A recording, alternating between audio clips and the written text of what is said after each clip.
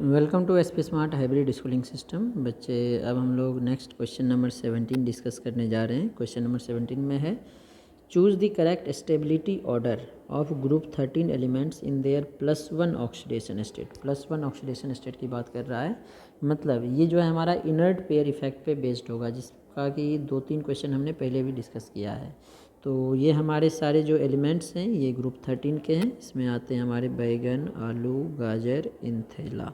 इस तरह से याद रखा था, boron, aluminium, gallium, indium, thallium. जब हम लोग ग्रुप में ऊपर से नीचे आते हैं तो due to inert pair effect हमने बताया मैक्सिमम ऑक्सीडेशन स्टेट, और मैक्सिमम इसका होता है +3। +3 से 2 कम की स्टेबिलिटी इंक्रीज करती है। तो +1 की स्टेबिलिटी सबसे ज़्यादा किसकी होगी? थेलियम की। ठीक है, थेलियम से कम इंडियम, इंडियम से कम गैलियम, गैलियम से कम एल्युमिनियम। तो ये वाला ऑप्शन हमारा फर्स्ट है, इसलिए ए ऑप्शन इसका करेक्ट होगा। नेक्स्ट क्वेश्चन नंबर 18 है हमारा, ये भी इनर्ट पेयर इफेक्ट का ही क्वेश्चन है। Aluminium is usually found in +3 oxidation state, क्योंकि ऊपर है तो ऊपर वाले का +3 स्टेबल होगा। In contrast thallium exist in +1 and +3। Thallium +1 ज़्यादा स्टेबल होगा और +3 में भी एग्जिस्ट कर सकता है, लेकिन जो मोर स्टेबल होगा वो +1 होगा। इस इफेक्ट को क्या बोलते हैं? Inert pair effect. ऐसा होता है due to inert pair effect, नीचे आने पे +1 की स्टेबिलिटी इंक्रीज करती है। क्वेश्चन नंबर 19 है हमारे पास, beryllium and aluminium exhibit many properties which are similar, जिसे हम लोग डायगोनल रिलेशनशिप बोलते हैं, but the two elements differ in. देखो, जो हमारे पीरियड 2 और पीरियड 3 के एलिमेंट्स हैं, जैसे कि lithium, sodium, beryllium, magnesium, boron, aluminium. तो लिथियम का मैग्नीशियम से, बेरिलियम का एल्युमिनियम से प्रॉपर्टी सिमिलर होगा पीरियड 2 और पीरियड 3 के एलिमेंट्स के, इसे डायगोनल रिलेशनशिप बोलते हैं। तो क्वेश्चन में बोला है, ये बता ही दिया, बेरिलियम और एल्युमिनियम की मैक्सिमम प्रॉपर्टी जो है सिमिलर है, लेकिन दोनों एलिमेंट में कुछ प्रॉपर्टी जो है, एक प्रॉपर्टी डिफरेंट होती है, उस प्रॉपर्टी के बारे में पूछा गया है। तो देखो, जो फर्स्ट है इसमें फॉर्मिंग कोवैलेंट हैलाइड्स, तो बेरिलियम और एल्युमिनियम दोनों कोवैलेंट हैलाइड्स बनाता है, क्योंकि इसका साइज स्मॉल है और इसका भी स्मॉल साइज है, तो इलेक्ट्रॉन देने की टेंडेंसी कम होती है, इसीलिए कोवैलेंट हैलाइड्स का फॉर्मेशन करेगा। Forming polymeric halide, beryllium chloride भी पॉलीमेरिक हैलाइड बनाता है, बेरिलियम भी, एक Cl, दूसरा बेरिलियम क्लोराइड है Cl, इसके पास वैकेंट ऑर्बिटल है, तो ये इस इलेक्ट्रॉन दे के इसी तरह आगे इधर से इलेक्ट्रॉन ये देगा, ठीक है, इसको, और बेरिलियम इधर से इलेक्ट्रॉन लेगा, तो इस तरह से पॉलीमेरिक हैलाइड बनते रहेगा। एल्युमिनियम क्लोराइड भी इसी तरह से पॉलीमेरिक हैलाइड बनाता है। एल्युमिनियम क्लोराइड 1, 2, 3, ठीक है ना। तो एल्युमिनियम के पास वैकेंट ऑर्बिटल होता है, एल्युमिनियम के पास जो वैकेंट ऑर्बिटल है इस तरह से होता है, तो एल्युमिनियम क्लोराइड इस तरह से है हमारा, ठीक है ना, एल्युमिनियम क्लोराइड, ठीक है ना। तो ये क्या करेगा, जो क्लोरीन है इससे इलेक्ट्रॉन लेके ये भी क्या करता है बच्चे, कोवैलेंट हैलाइड का फॉर्मेशन कर लेगा, या इसको इस साइड कर लो, ये इसको देके पॉलीमेरिक हैलाइड का फॉर्मेशन। कोवैलेंट हैलाइड तो है ही AlCl3, और ये दोनों मिलके आपस में डायमर बना लिया, पॉलीमेरिक हैलाइड बना लिया, तो फॉर्मिक पॉलीमेरिक हैलाइड ये भी ठीक है, ठीक है। तो हमें क्या पूछा है, डिफ़र क्या है, ये दोनों तो सेम हो गया। डिफ़र क्या है, जो बेरिलियम है इसकी कोवैलेंसी जो है 2 होती है, और जो एल्युमिनियम है इसकी कोवैलेंसी 3 होती है। बेरिलियम 2 कोवैलेंट बॉन्ड बनाता है और एल्युमिनियम 3 बनाता है, तो मैक्सिमम कोवैलेंसी भी बेरिलियम का अलग होगा और एल्युमिनियम का अलग होगा। एल्युमिनियम के पास वैकेंट d ऑर्बिटल है, तो उसकी मैक्सिमम कोवैलेंसी 6 हो सकती है, ठीक है ना, मैक्सिमम कोवैलेंसी भी, और बेरिलियम के पास वैकेंट d ऑर्बिटल नहीं है, तो इसकी मैक्सिमम कोवैलेंसी 4 हो सकती है। तो मैक्सिमम भी अलग है, कोवैलेंसी भी अलग है, इसीलिए ये जो है इनकरेक्ट है, तो यही हमारा आंसर होगा। नेक्स्ट अब क्वेश्चन नंबर 20 देखते हैं। 20 जो है कार्बन फैमिली से आ गया। Which of the following material is not a semiconductor, इसमें से कौन सा सेमीकंडक्टर नहीं है?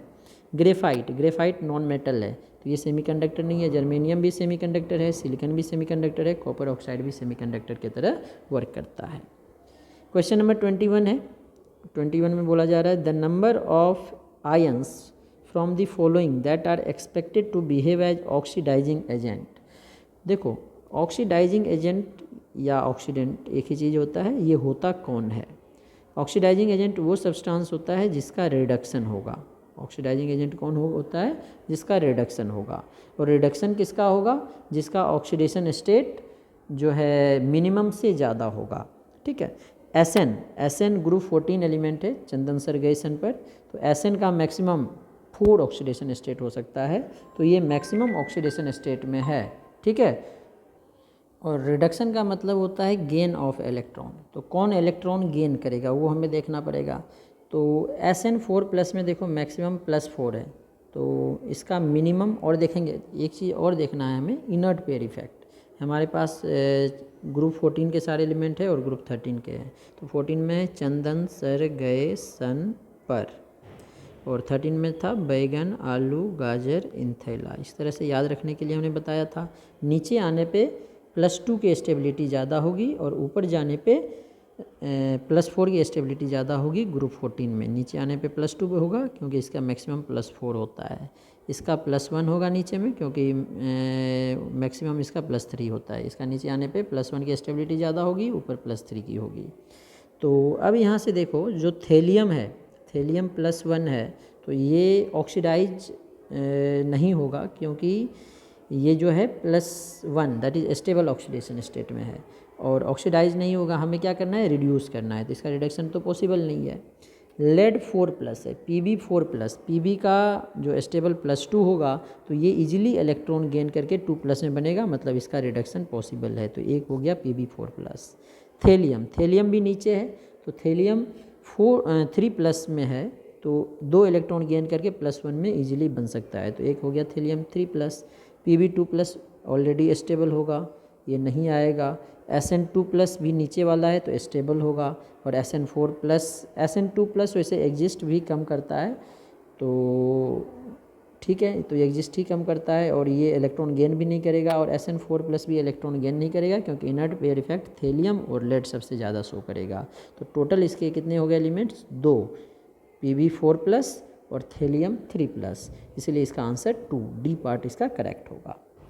नेक्स्ट 22 पार्ट देखते हैं। 22 में हमारे पास दिया है गिवन आर 2 स्टेटमेंट्स, 2 स्टेटमेंट दिए हुए हैं और फिर इसके अकॉर्डिंग हमें आंसर बताना है। तो क्या है बच्चे statement? Silicon oxide germanium oxide are acidic while SN oxide and lead oxide are amphoteric.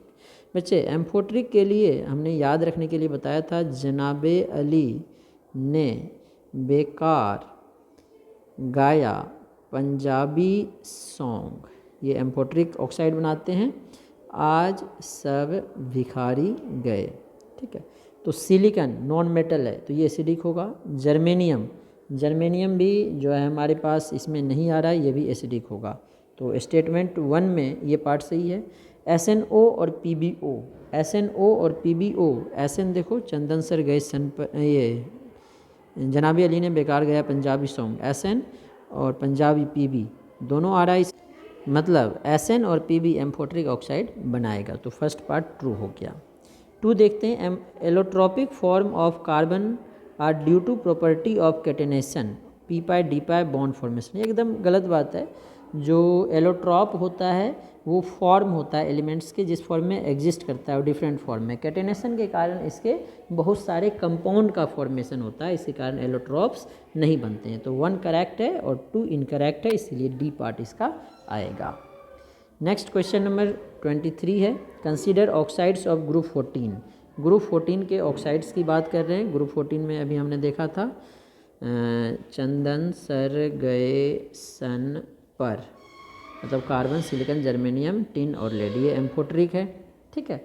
तो सिलिकॉन ऑक्साइड, सिलिकॉन जो है एसिडिक होगा, जर्मेनियम एसिडिक होगा, SnO2 SN एम्फोट्रिक होगा, लेड एम्फोट्रिक होगा। कार्बन मोनोऑक्साइड जो है न्यूट्रल होता है, डाइऑक्साइड एसिडिक होता है, मोनोऑक्साइड 3 न्यूट्रल होते हैं, carbon monoxide N2O NO nitrogen के, कार्बन के, एक ऑक्सीजन ऑक्साइड हाइड्रोजन के H2O, ये चारों न्यूट्रल होते हैं। ये 3 एलिमेंट के, कार्बन के, हाइड्रोजन के और नाइट्रोजन में 3 एलिमेंट में 4 ऑक्साइड हमारे न्यूट्रल होते हैं। और जर्मेनियम ऑक्साइड, जर्मेनियम के ऑक्साइड भी एसिडिक होगा। तो हमें क्या पूछा है? Amphoteric oxide. तो एम्फोट्रिक ऑक्साइड ढूंढो, SnO2 PbO2 डी पार्ट में है, तो इसीलिए इसका डी पार्ट करेक्ट होगा। क्वेश्चन नंबर 24 है। Correct order of bond enthalpy H। Correct order हमें बॉन्ड इंथैल्पी का बताना है। देखो ऊपर से नीचे आते हैं तो बॉन्ड लेंथ बढ़ता है, बॉन्ड इंथैल्पी डिक्रीज करेगा, कार्बन और सिलिकॉन में एक्सेप्शन हो जाएगा। तो सबसे ज़्यादा सिलिकॉन, कार्बन, जर्मेनियम, टिन, तो इसका डी पार्ट हमारा करेक्ट होगा।